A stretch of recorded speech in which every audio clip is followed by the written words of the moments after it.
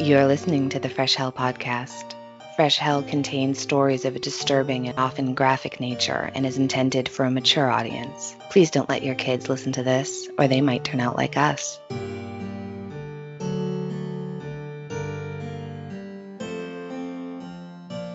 It was April 3rd, 1994, a snowy Easter Sunday just before 8 in the morning when Heidi made her last transaction at the D&W convenience store in Mexico where she worked, and then disappeared. But the big question remains tonight, where is Heidi Allen? They said they grabbed her from behind the counter and dragged her out the door and threw her in the back of Michael Bohr's van. I do know Michael Bohr had a white van during. Well, it's not even, they didn't even bring her in the house. They had her in the van. What do you think happened to Heidi? What was done with her body? He laid down in 2 areas, which was a sign, it's an indication that there were human remains. All I know is they ended up chopping her up. If they would have put that van on my trailer and Heidi would have been in that van, that's where it would have went. Right to the shredder. I've been in this from day one. There's nothing else I can say. This is the story of Heidi Allen. The story of a small-town kidnapping where corruption got in the way of justice. The truth is finally coming out. This is Peebles for the People, and I'm Alex Peebles. Download and subscribe to Peebles for the People on Apple Podcasts, Spotify, or wherever else you listen to your podcasts.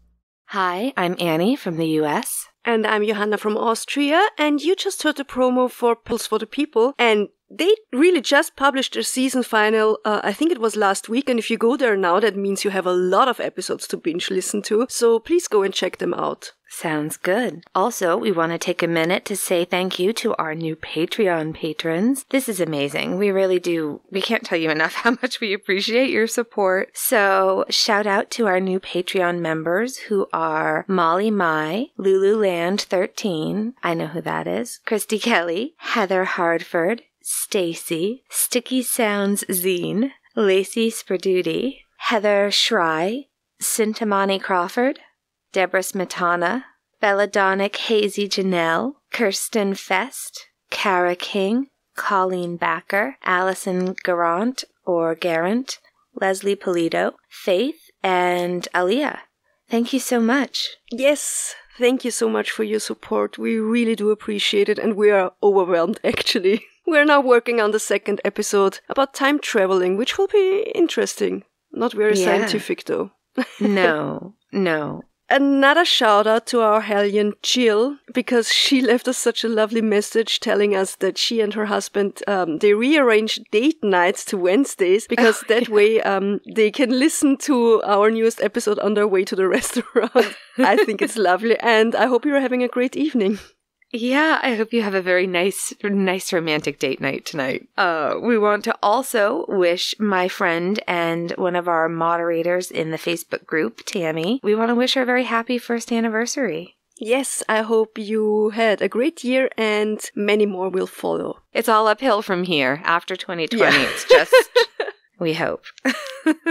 Okay, so now we are halfway through spooky season, and so far we talked about Austrian ghost stories and the true story behind a terrifying urban legend, and for today we thought we could talk about ghost ships. And we're going to cover lesser known and shorter stories about ghost ships, but nonetheless they are still very fascinating and creepy. They are. Yeah, I love ships and the ocean and everything that comes with it, so ghost ships.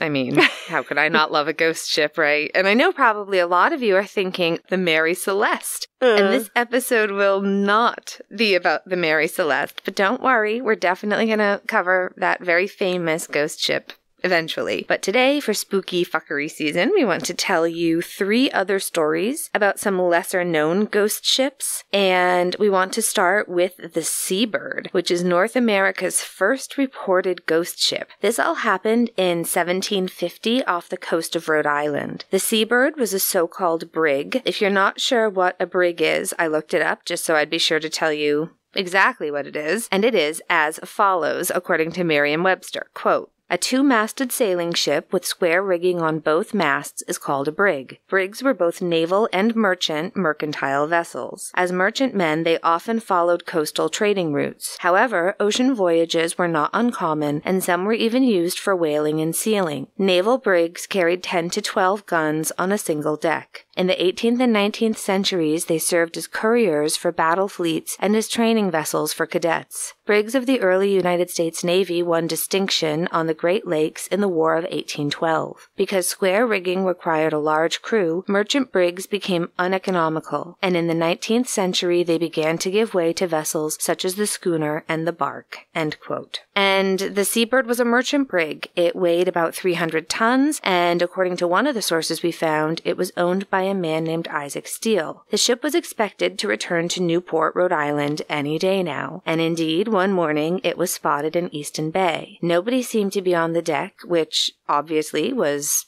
really weird. When a sail ship returns to harbor, you expect all hands on deck, right? But slowly but surely, the Seabird did kind of glide through the breakers, and it made its way onto the beach where it stranded itself. And all of the looky-loos at the time, which would probably be like literally everyone in town, right? I mean, what else was there to do? Literally nothing. Just chores.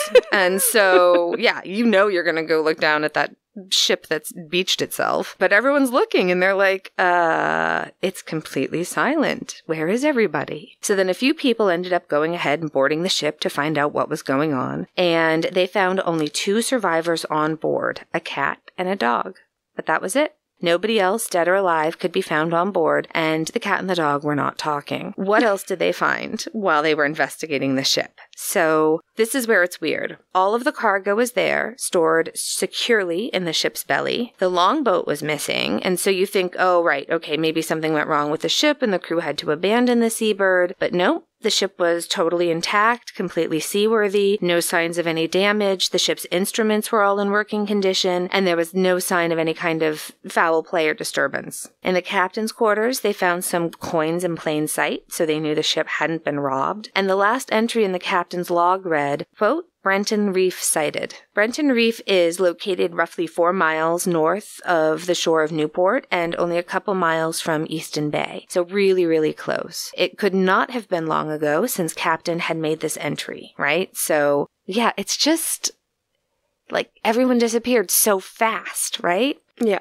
And this captain is a man named John Durham, or maybe Huxham. We see different things in different accounts, but he seems to have been a very experienced captain, whatever his name was. So the fire was still burning on the stove, a pot of coffee was boiling on top of it, and some accounts say that the table was set for breakfast and you could still smell tobacco smoke in the air. It just seemed like moments before the ship was full of people, and in an instant, everybody had just left. I don't know, it's like the little details that make everything creepy, isn't it? Yeah. I don't know. It's just like they've been beamed up. Yeah. Where did they, like, how in that such a short period of time? And yeah, obviously the cat and the dog, they weren't going to be much help figuring out what had happened. That'd be great, wouldn't it, if they just started an impromptu game of charade? And it gets a little creepier, though, because a little while later, a fishing boat returned to Newport, and the fishermen stated that they had sailed past the Seabird only a few hours earlier, and that they had seen men, including the captain, on deck, and had waved a friendly hello to them. The Captain Durham had apparently waved back. So, yeah, the whole crew just vanished on a nice day in broad daylight with no trace and nobody knowing whatever happened to them. So the cargo was unloaded from the Seabird, but then the next day the Seabird was just gone, vanished, just like the crew had vanished. And some think that it's still out there searching for its crew, which is spooky, right? I don't know. So spooky. Maybe not.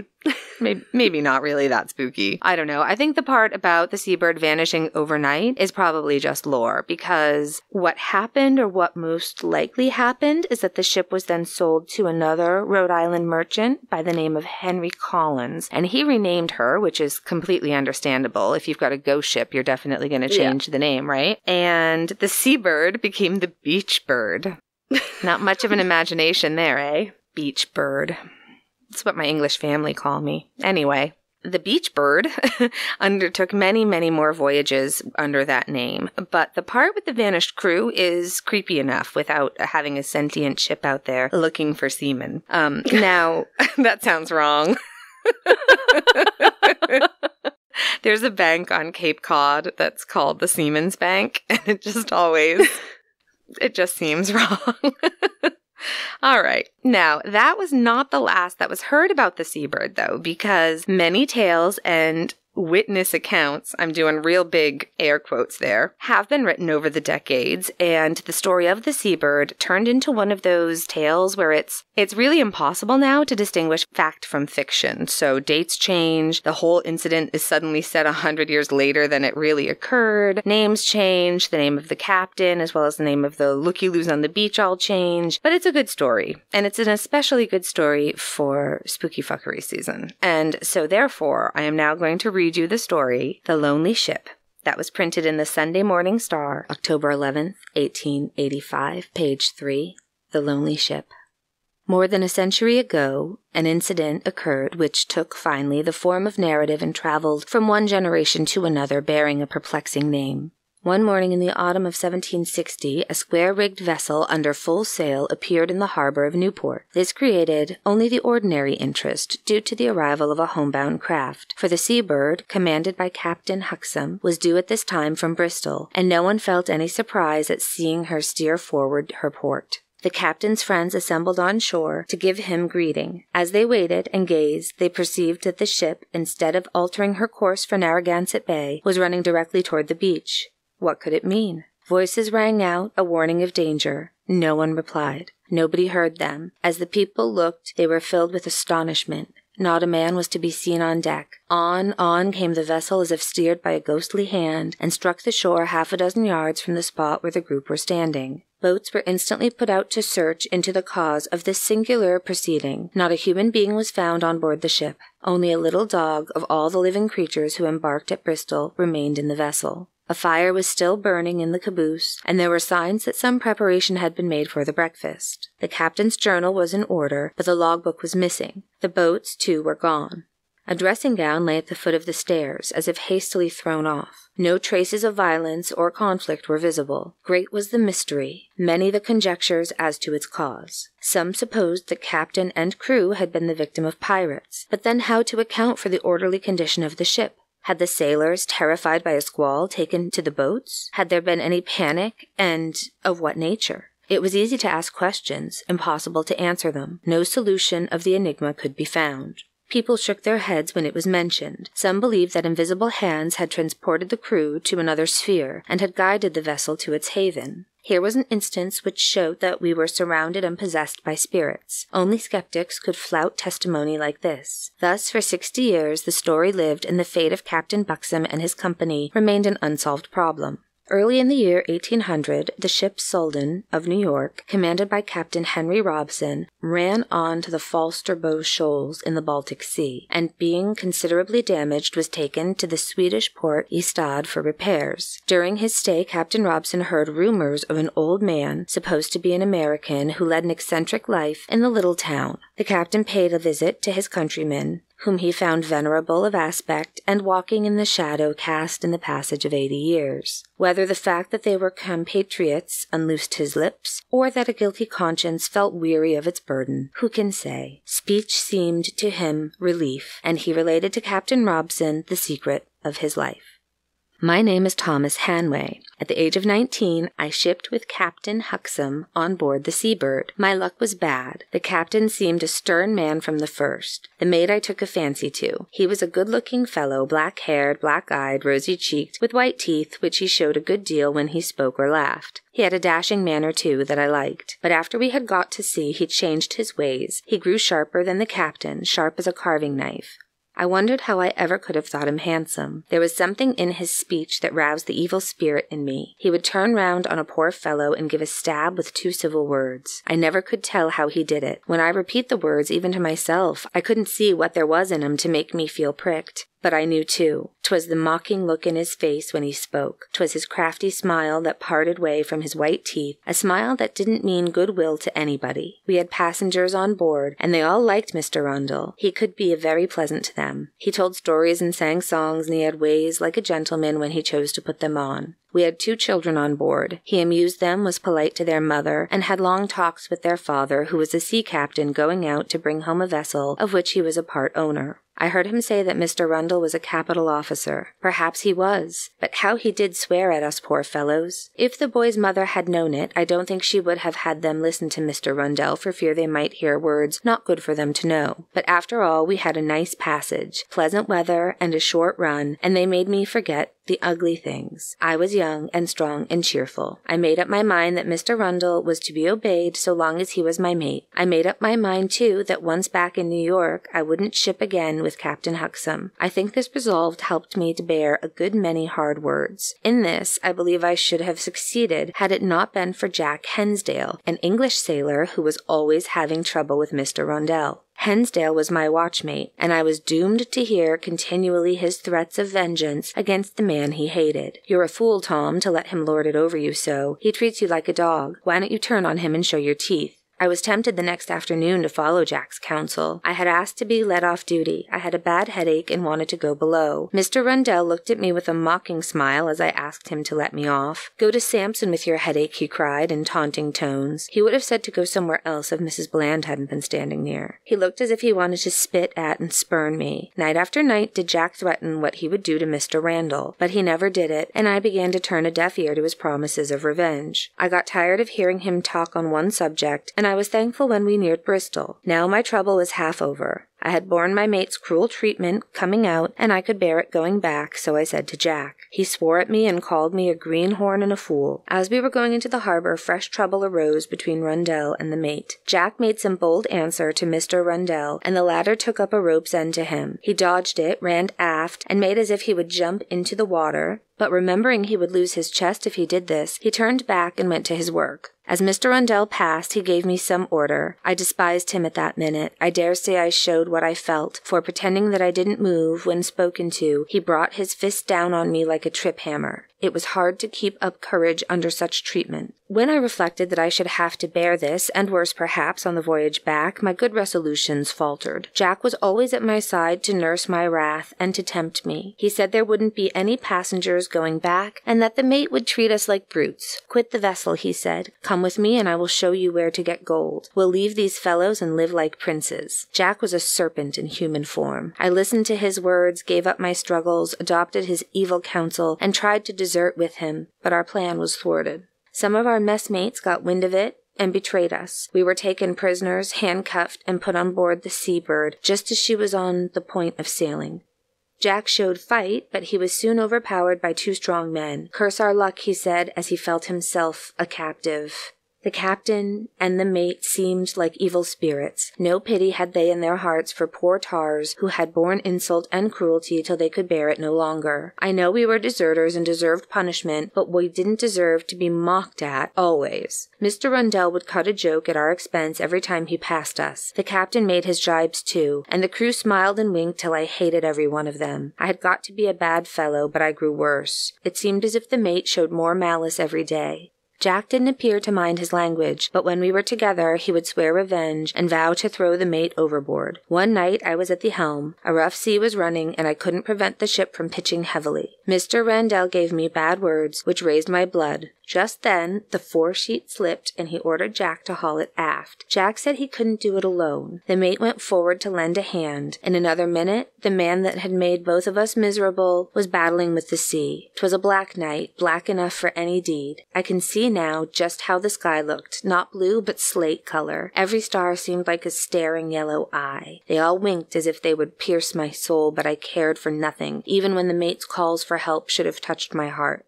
They roused the captain and crew.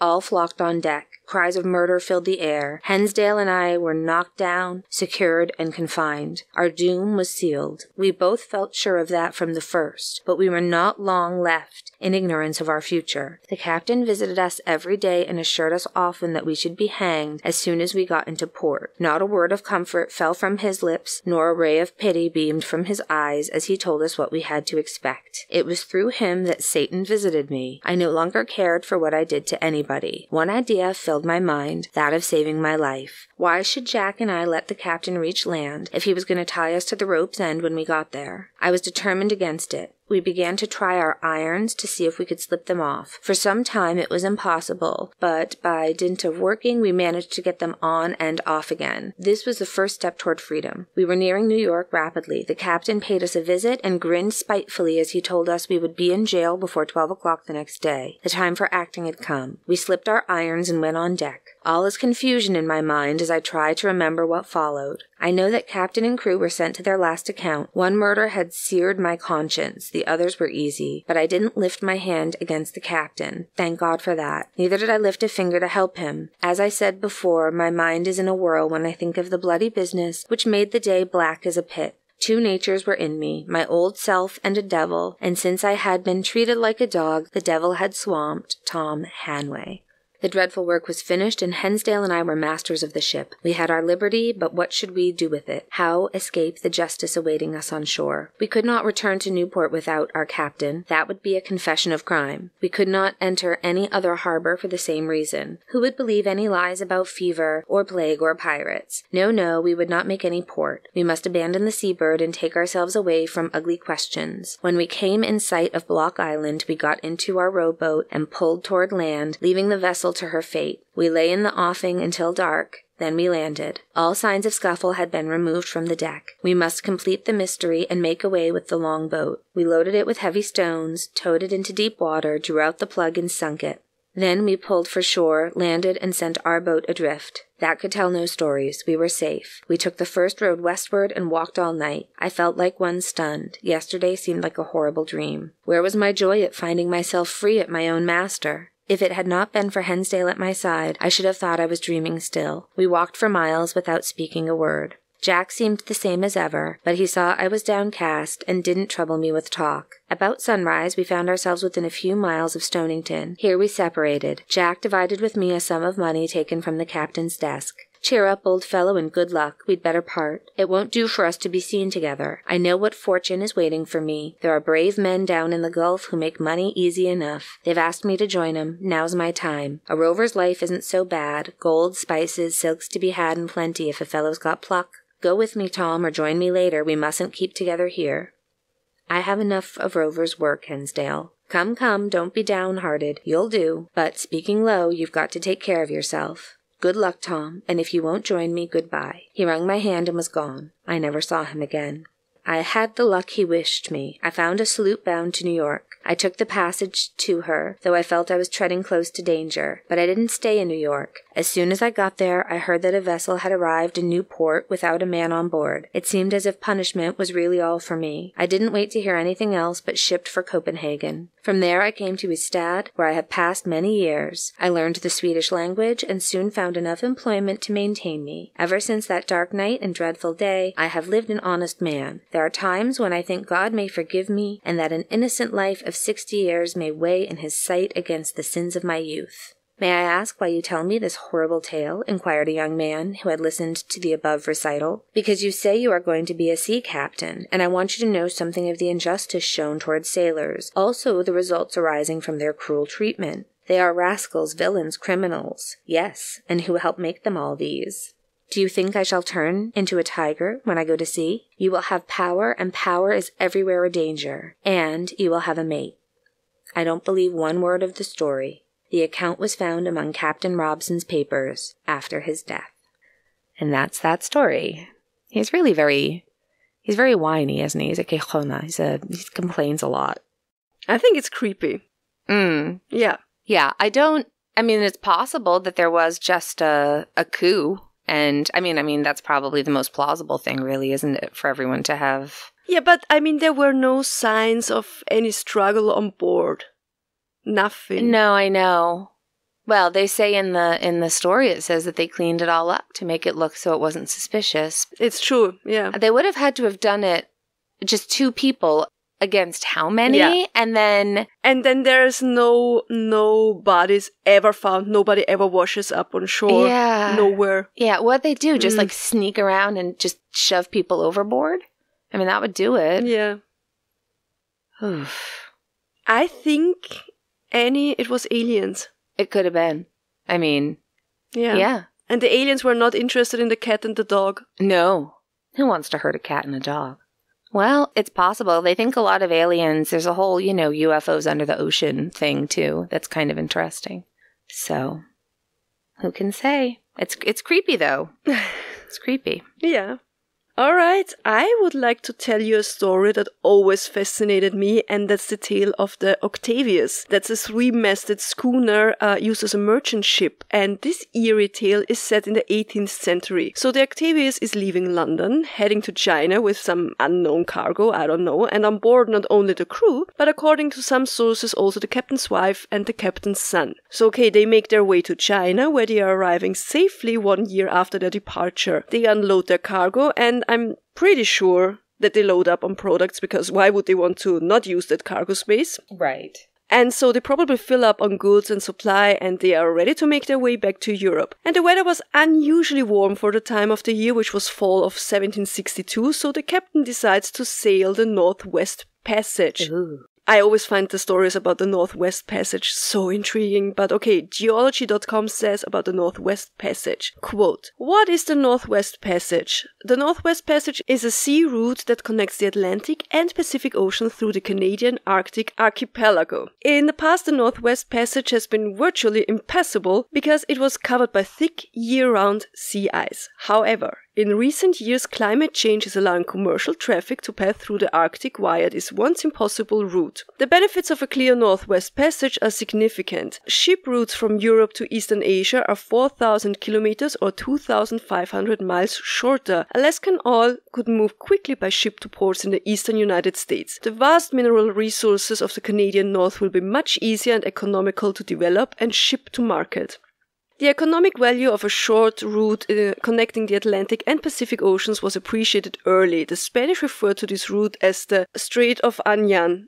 And Francisco de Ulloa started researching the Baja California Peninsula area for it in 1539. English explorers including Martin Frobisher, John Davis and Henry Hudson searched from the Atlantic side in the late 1500s and early 1600s. These expeditions were unsuccessful. Explorations continued through the 1600s and 1700s without success. Then, in 1849, Robert McClure passed through the Bering Strait with the intent of sailing through the Atlantic. His ship was trapped in the ice not far from making it to Viscount Melville Sound and probable passage to the Atlantic. Finally, after spending 3 winters on the ice and some members dying of starvation, McClure and crew were rescued by a sledge party from one of Sir Edward Belcher's ships and transported by sledge to the Sound. McClure and his crew became the first to survive a trip through the Northwest Passage. Norwegian explorer Roald Amundsen and his crew were the first to cross the Northwest Passage entirely by sea in 1906. Although the crossing was an important first, it had little economic value because the journey took 3 years and used waters that were too shallow for commercial shipping. The first single-season trip through the passage was by Henry Larsen and crew in 1944. Again, the route taken was not deep enough for commercial shipping." End quote.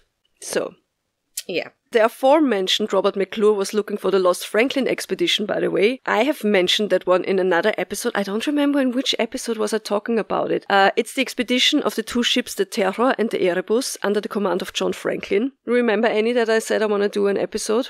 I know you do. And you know what? I actually don't know very much about that at all. So I'm looking forward to... It's fascinating. Yeah, I'm looking forward to you covering that. Franklin's plan was to sail the Northwest Passage in 1845, and as I really want to make an episode about this expedition, I don't want to tell you more about it right now. But yeah, when the Octavius was on its way back from China to London in 1762, so 83 years before the Franklin expedition, the Northwest Passage was not well explored at all. Many had tried to make it through, but nobody really had managed to do so, or I don't know, let's rephrase it, back in the era that is often referred to as the Golden Age of Sail, that's roughly 1570 to 1860, nobody was known to really make it through. But, I don't know, Vikings made their way through there before, the Little Ice Age. Yeah. Which was under different climate and weather conditions, to be fair. Sure. So, the captain of the Octavius says to himself, hey, super nice weather, lovely climate, still so warm for this time of year, sea is calm, let's make some history here, and we sail the Northwest Passage home. So off they go, and that's the last that was seen or heard of the Octavius for 13 years.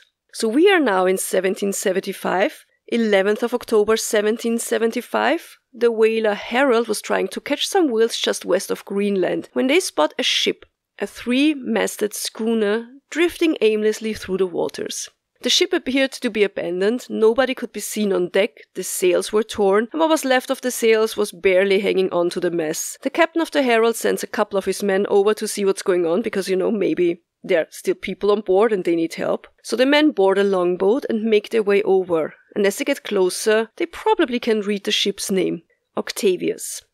So they climb on board, nobody on deck. They make their way down to the lower decks, and there they are greeted by an absolutely horrible sight. All men are frozen solid, cuddled up next to each other in a futile attempt to keep warm. The men also enter the captain's cabin, and what they find there is even more shocking to them. In the cabin, sitting in a chair at his desk, is the captain, the logbook in front of him, and a pen still in his hand. He was writing the last entry in the log. When they turn around, they find the captain's wife and his son under blankets in the captain's bed. The men of the Herald, in utter horror, grab the log, which causes it to rip some frozen pages out, and they hurry to get off the ship. They return to their own ship and tell the captain and the rest of the crew what they have found, and with the help of the remaining pages of the logbook, they could piece together what must have happened to the Octavius. So apparently they got stuck in ice when they tried to make their way through the passage. The last entry dated 11th of November 1762, and it told them the last position of the ship, 75 north, 160 west, which would be roughly 250 miles north of Alaska. And now, after 13 years, somehow the ship broke free and made its way through and managed to reach the waters surrounding Greenland. And this means that the ship managed to get through the Northwest Passage after all, posthumously to say. Yeah. And the crew of the Herald was so scared of the ghost ship and a possible curse that they just let it drift away. And the Octavius was never seen again. Maybe they're still out there.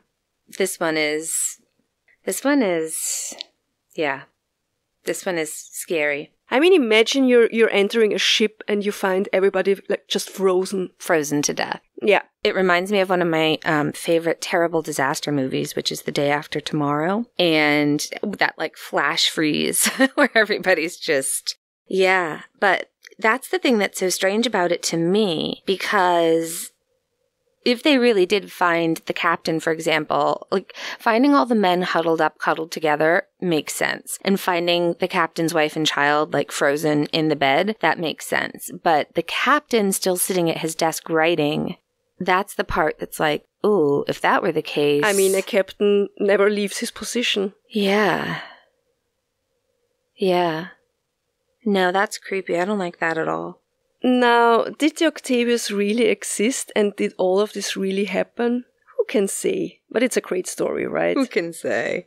It is. It's a really great story. And there are very similar stories out there. For example, the tale of the Gloriana. Now, this story is so eerily similar to the Octavius that it's really very likely that both stories go back to the same source. And the author David Mayer, he was able to trace the Gloriana story back to 1905. I think it was a newspaper article he found from 1905. And that one says that in 1775, so even the year is the same, the crew of a ship with the name Try Again, which I love, yeah, comes across a ghost ship named Gloriana, and when they enter the ship, they find everybody on board frozen. But the story of the Gloriana doesn't involve the Northwest Passage. And David Mayer, he did dig deeper, and he found more. So the earliest mention of a story similar to the Octavius and the Gloriana that he could find dates back to 13th of December 1828. And that day, the Philadelphia-based newspaper named The Ariel, a literary and critical gazette.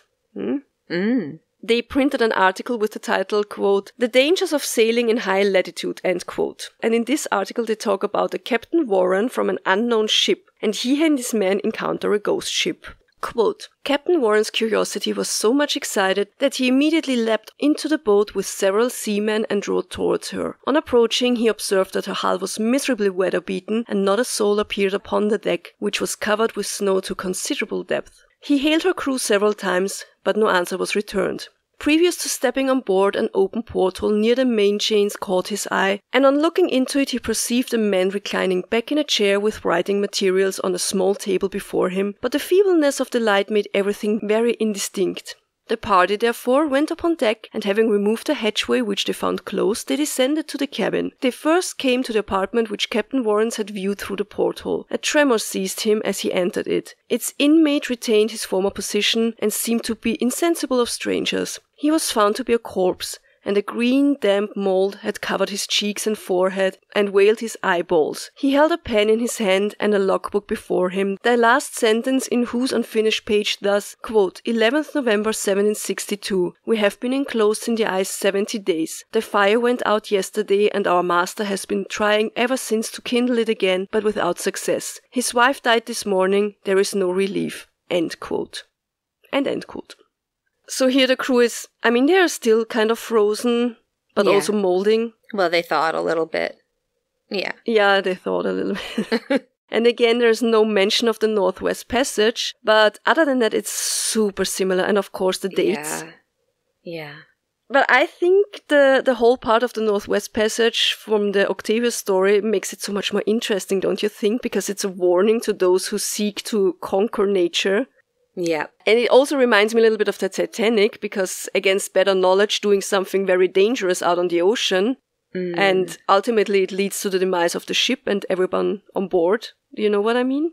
I do. And I want to mention one more legendary ghost ship that is very, very similar to the Octavius story, and that's the tale of the schooner Jenny. And the story goes that in 1823 the schooner Jenny was trying to make its way through the Drake Passage. So that's the passage between Cape Horn and Antarctica, which means the other side of the world. And of course the Jenny got stuck in ice and was declared lost. The ship was discovered in 1840 by yet another whaling ship. It's always the whaling ships. And just as with the Octavius and the Gloriana, the crew of the Jenny was frozen solid and perfectly preserved by the Antarctic ice for 17 years. And again, we don't know for sure if this actually ever really happened. The origin of the tale of the Jenny seems to be a German magazine named The Globus, where an anonymous article from 1862 talks about the frozen ship, and it kind of made its way to pop culture, or, you know, I don't know. How would you call it if it's not modern pop culture? But, you know, in literature and stuff like that, yeah? More mainstream, yeah. Yeah. The Australian poet Rosemary Dobson, for example, wrote a poem called The Ship of Ice about the Jenny tale, and I will absolutely not read it to you now, but we will link it in our sources if you're interested. It's a very long poem. Yeah, we're foisting enough poetry on you today. Yeah, I think there's so many stories about ships stuck in ice because it was such a danger for ships back then, especially anybody trying to navigate through the Northwest Passage or the Drake Passage. I think people were just getting frozen a lot back then. I mean, not so often that it's something you'd see every day, but not uncommon, you know? It was not something like completely made up. Right.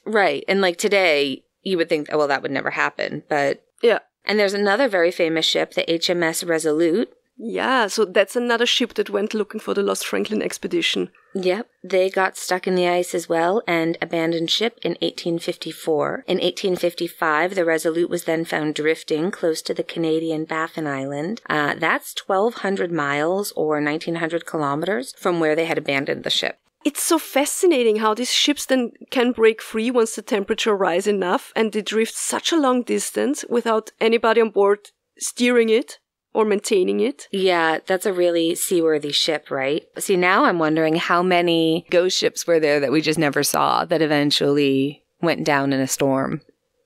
Yeah. You know?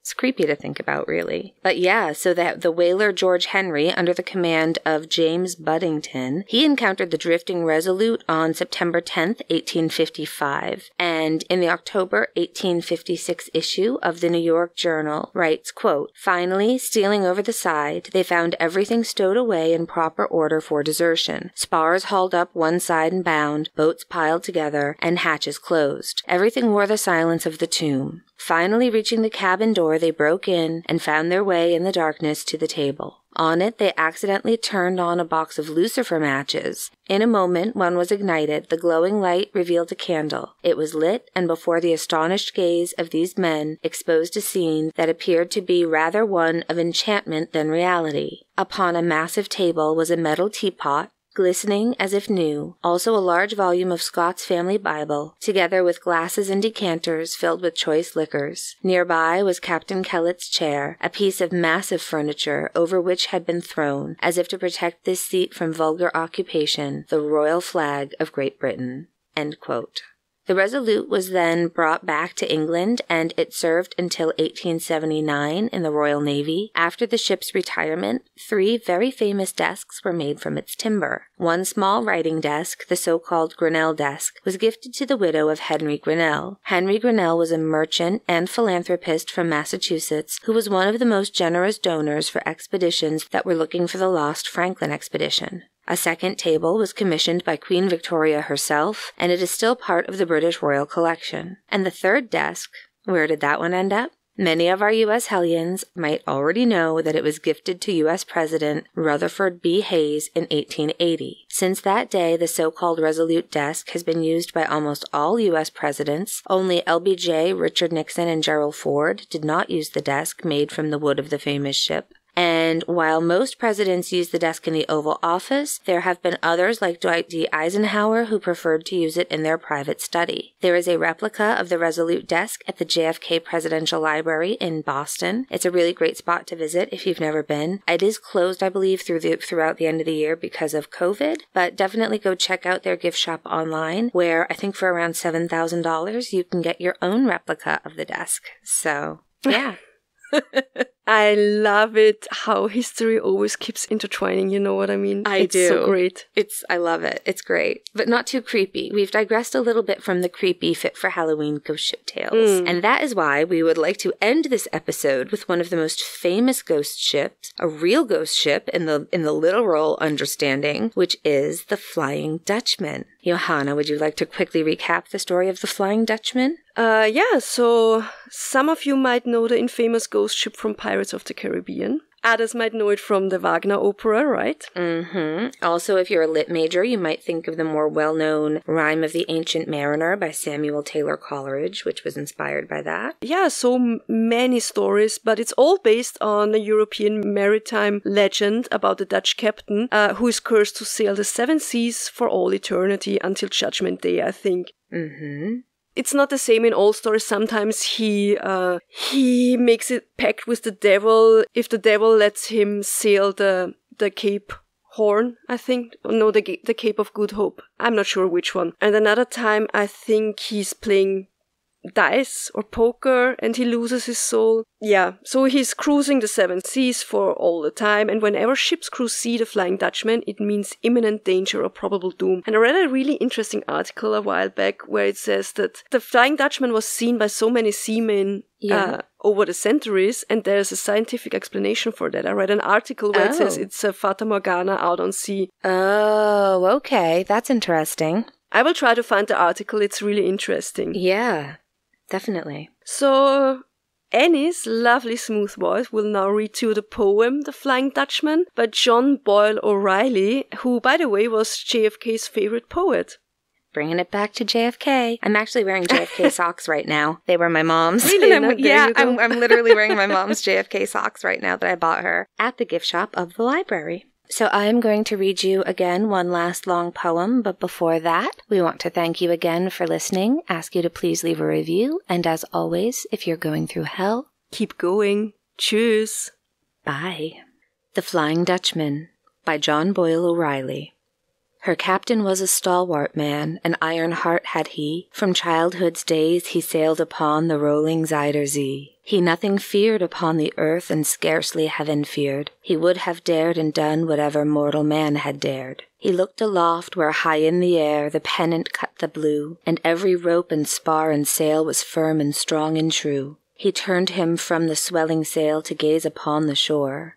Ah, little thought the skipper, then 'twould meet his eye no more. He dreamt not that an awful doom was hanging o'er his ship, that Vanderdecken's name would yet make pale the speaker's lip. The vessel bounded on her way, and spire and dome went down, ere darkness fell beneath the wave had sunk the distant town. No more, ye hapless crew, shall Holland meet your eye, in lingering hope and keen surprise made wife and child shall die.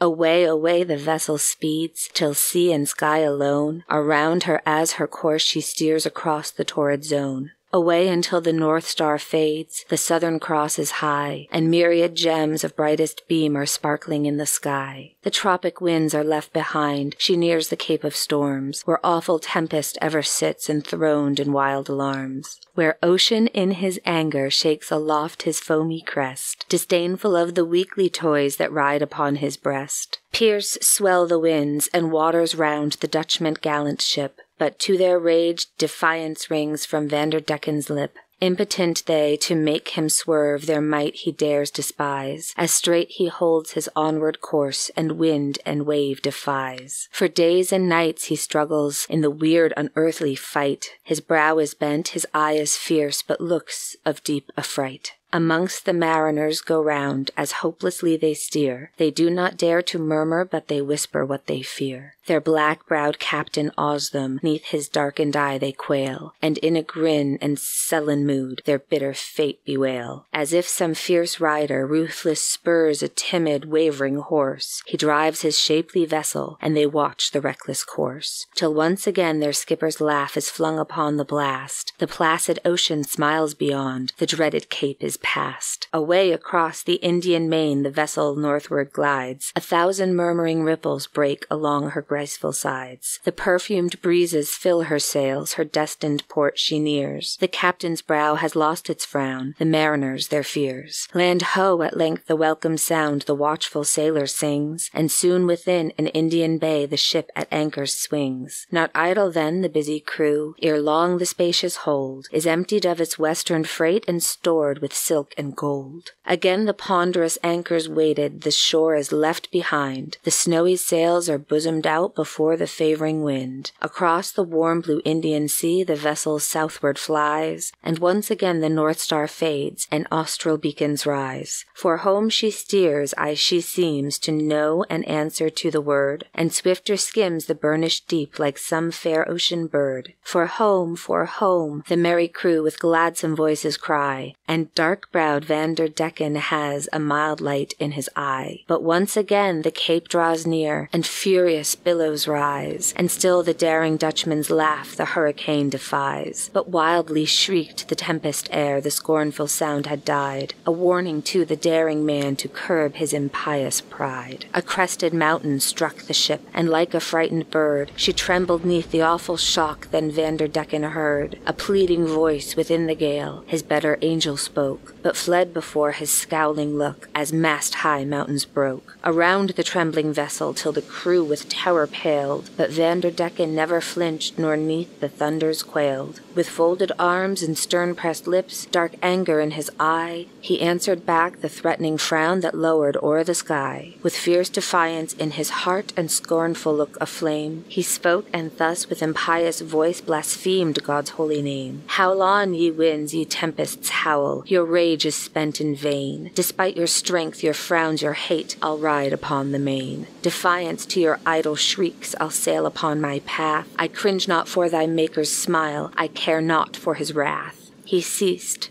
An awful silence fell. The tempest and the sea were hushed in sudden stillness by the ruler's dread decree. The ship was riding motionless within the gathering gloom. The Dutchman stood upon the poop and heard his dreadful doom. The hapless crew were on the deck in swooning terror prone. They too were bound in fearful fate, in angered thunder tone. The judgment word swept o'er the sea. Go, wretch, accursed, condemned. Go sail forever on the deep, by shrieking tempests hemmed. No home, no port, no calm, no rest, no gentle favoring breeze shall ever greet thee. Go, accursed, and battle with with the seas. Go braggart, struggle with the storm, nor ever cease to live, but bear 1,000,000 times the pangs that death and fear can give. Away and hide thy guilty head, a curse to all thy kind, who ever see thee struggling wretch with ocean and with wind. Away, presumptuous worm of earth, go teach thy fellow worms the awful fate that waits on him who braves the king of storms. 'Twas o'er, and lurid lightning flash lit up the sea and sky. Around and o'er the fated ship then rose a wailing cry from every heart within her of keen anguish and despair. But mercy was for them no more, it died away in air. Once more the lurid light gleamed out, the ship was still at rest. The crew were standing at their posts with arms across his breast. Still stood the captain on the poop, but bent and crouching now. He bowed beneath that fiat dread, and o'er his swarthy brow swept lines of anguish, as if he 1,000 years of pain had lived and suffered, then across the heaving angry main. The tempest shrieked triumphant, and the angry waters hissed their vengeful hate against the toy they oftentime had kissed. And ever though the midnight storm that hapless crew must speed, they try to round the stormy cape, but never can succeed. And oft when gales are wildest, and the lightning's vivid sheen flashes back the ocean's anger, still the phantom ship is seen, ever sailing to the southward in the fierce tornado's swoop, with her ghostly crew in canvas and her captain on the poop. Unrelenting, unforgiven, and 'tis said that every word of his blasphemous defiance still upon the gale is heard. But heaven help the ship near which the dismal sailor steers. The doom of those is sealed to whom the phantom ship appears. They'll never reach their destined port, they'll see their homes no more. They who see the Flying Dutchman never, never reach the shore.